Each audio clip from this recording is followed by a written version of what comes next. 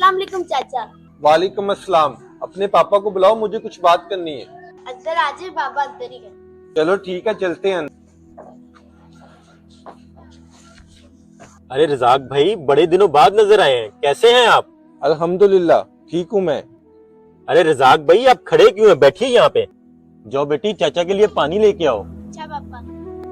अरे भाई, तेरा मुंह क्यों लटका हुआ है? तो पैसों का मसला वगैरह चल रहा है, मैं दूं क्या पैसे? नहीं भाई, मुझे पैसों की जरूरत नहीं है। तो फिर क्या बात है? माशाल्लाह आपकी बेटी बड़ी हो गई है। वो स्कूल कॉलेज छोटे कपड़े पहन के जाती है, उसको पर्दा करना सिखाएं।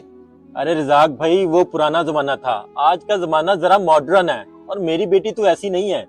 और भाई बस नजरें पाक होनी चाहिए, और मेरी बेटी को नहीं है पर्दे की जरूरत। तो फिर तो भाई हजरत बीबी फातिमा, हजरत आयशा को भी पर्दे की जरूरत नहीं थी।